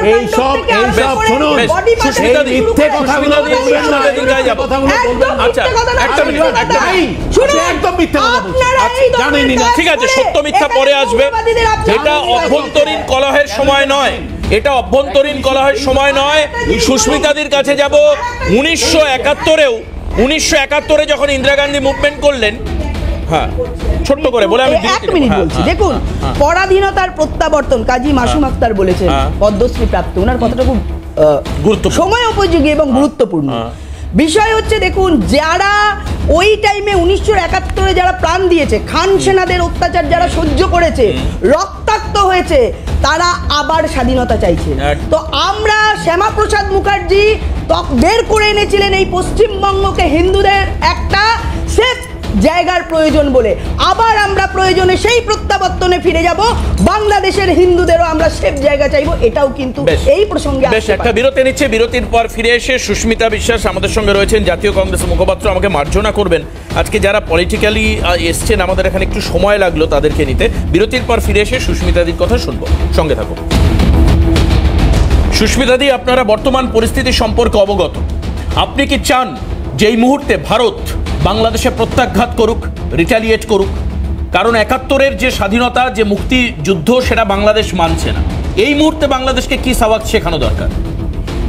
দেখুন, সবচেয়ে বড় কথা হচ্ছে 71-এ যারা প্রাণ দিয়ে গেছে, যে মুক্তিযুদ্ধে মুক্তিযোদ্ধারা যারা ছিলেন, আমার নিজের ফ্যামিলিতেও মুক্তিযোদ্ধা ছিল, আমি এইটা এখন বলার সময় না, কিন্তু আমরা এই জন্য ব্যাপারটা খুব ভালো জানি যে সে সময় তারা যে মরণাপন্ন যে লড়াই করেছিল, এবং সে সময় মুজিবুর রহমান বঙ্গবন্ধুর সাথে ইন্দিরা গান্ধীর যে একটা মৈত্রী ভাবে আলোচনা করে মৈত্রিতার বন্ধনে বেঁধে তিনি যে একটা সরকারকে তিনি চেষ্টা করেছিলেন যে পাকিস্তান সরকারের কোমর ভেঙে দেওয়ার জন্য, আজকে সেখানে পূর্ব পাকিস্তান থেকে বাংলাদেশকে আলাদা করে দিয়ে সেই জায়গায় দাঁড়িয়ে আজকে সেখানে ভারতবর্ষ সাহায্য করাতে বাংলাদেশ সেদিনকে স্বাধীনতা পেয়েছিল। এবং আজকে সেই বাংলাদেশের মানুষদেরকে আমরা কি দেখছি, বিশেষ করে যারা মৌলবাদী জামাত বিএনপি নেতা, এরা টোটালটা একটা পাকিস্তান সেন্ট্রিক। এই জামাত মৌলবাদী এবং কন্ট্রোল করছে এবং এরা কি করছে, আজকে ভারতবর্ষের পতাকাকে পদদলিত করছে। আজকে ভারতবর্ষের নামে বিভিন্ন রকম নারা তুলছে ভারতবর্ষকে দমন পীড়ন করার জন্য, যেই ভারতবর্ষের জন্য বাংলাদেশ আজকে স্বাধীনতা পেয়েছে। আজকে আমার আগে ওই কর্নেল সাহেব বললেন যে কাজী সিদ্দিকীর মতো লোকেরা, তারা আজকে যেভাবে বাংলাদেশের ভিতরে থেকে তারা যেইভাবে মুক্তিযুদ্ধ করেছেন, তাদের সেই অবদান ভুলবার মতো নয়। এবং আজকে সবচেয়ে বড় কথা হচ্ছে, আজকে আমাদের ভারতবর্ষের স্ট্যান্ড পয়েন্ট কি হয়, ভারতবর্ষ কি স্ট্যান্ড পয়েন্ট নেবে, তারা সংসদে দাঁড়িয়ে একবার আলোচনা করুক। তারা এই শীতকালীন অধিবেশনে তাদের স্ট্যান্ড পয়েন্ট কি হবে। কারণ শুধু ভারতবর্ষের মধ্যে বাংলাদেশের যদি আক্রমণ ভারতবর্ষে হয়, তা কিংবা ভারতবর্ষ যদি বাংলাদেশকে আক্রমণ করে, আমরা যে কথা শুনলাম যে আজকে বাংলা, বিহার, উড়িষ্যা এবং নর্থ ইস্ট, আমাদের কিন্তু সবচেয়ে বেশি প্রভাব পড়বে এই নর্থ ইস্টের উপরে। আজকে একবার ভেবে দেখুন, আজকে তারা বলছেন যে আজকে যদি তারা লালমনিরহাটের এয়ারপোর্ট যদি তারা দখল করে ফেলেন, তারা পুরো কি বলছে বাংলা, বিহার, উড়িষ্যা দখল করে নেবে। আজকে এত বড় উদ্ধত তাদের মনোভাব। এবং সবচেয়ে বড় কথা হচ্ছে, আপনার মনে আছে কিনা জানি না দেবাশিস দা, 2001 থেকে 2005 এই বিএনপির খালেদা জিয়ার যখন রাজত্ব করছিলেন বাংলাদেশে, তখনও কিন্তু বিভিন্ন হিন্দুদের উপরে অনেক অত্যাচার নেমে আসে। আজকে যখন আমরা দেখলাম এই মুক্তিযোদ্ধাদের রিজার্ভেশন নিয়ে সারা বাংলাদেশে হুলুস তুলুস হলো, এবং আজকে উৎখাত করা হলো হাসিনাকে, বঙ্গবন্ধুর মূর্তি ভাঙা হলো, তখনও আমরা চুপ করে বসে রইলাম, আমরা একটা প্রতিবাদ করলাম না? কেন আমাদের দেশ কেন নীরব হয়ে রয়েছে? আজকে পশ্চিমবঙ্গের মুখ্যমন্ত্রী তিনি বলছেন শান্তি রক্ষার কমিটি টিম পাঠাতে। আজকে শান্তি রক্ষার টিম পাঠাতে গেলে উনি জানেন প্রোটোকলগুলো কি আছে? আজকে সেখানে রাষ্ট্রপুঞ্জের সাথে আলোচনা করতে হবে, দু দেশের যদি মধ্যে, এবং সবচেয়ে বড় কথা হচ্ছে এবার ব্যাপার হচ্ছে দুই দেশ চাইবে, মানে সেক্ষেত্রে তো ইউনূস চাইবে না, সহমত হতে হবে। নট অনলি দ্যাট, সহমত হতে হবে। এখানে কিন্তু আমাদের দুটো দেশের মধ্যে কোনো লড়াই বাঁধেনি যে আমরা সেখানে শান্তি রক্ষা টিম পাঠাবো। আজকে সবচেয়ে বড় কথা হচ্ছে আজকে বলছে মেয়েদেরকে দোকানে কিছু কিনতে যেতে পারবে না মেয়েদেরকে পর্দা দেওয়া হবে। তার কারণ হচ্ছে এই বাংলাদেশ এই মৌলবাদীদের হাত ধরে আবার একটা মধ্যযুগীয় বর্বরতায় ফিরে যেতে চাইছে। এবং সবচেয়ে বড় কথা হচ্ছে এই মৌলবাদীরা আগামী দিনে শুধু আজকে ভারতবর্ষের জন্য না, আজকে এই যে পাকিস্তানের যে ইন্টারফারেন্স আমরা দেখছি বাংলাদেশে, এই যে সমস্ত ইসলামিক কান্ট্রিগুলো কেন বাংলাদেশে, এটাই বড় প্রশ্ন। হাতে আর একদম সময় নেই, মার্জনা করবেন, আমি আর কাউকে সময় দিতে পারলাম না আজকের প্যানেলে। আমি চেয়েছিলাম একবার ক্যাপ্টেন স্যার বলুক, কিন্তু হাতে একদম সময় নেই, আমাদের টাইমে শেষ করতে হবে। একটা লাইন বলি, ভারত বর্ডার একদম সময় নেই, আজকে আমাদের শেষ করতে হবে। চাইছিলাম বলতে এই প্যানেল আরো বেশি এক্সটেন্ড হলে আমার ভালো লাগতো, আলোচনায় আমরা থাকতে পারতাম, কিন্তু সময়ের কাছে আমরা দায়বদ্ধ।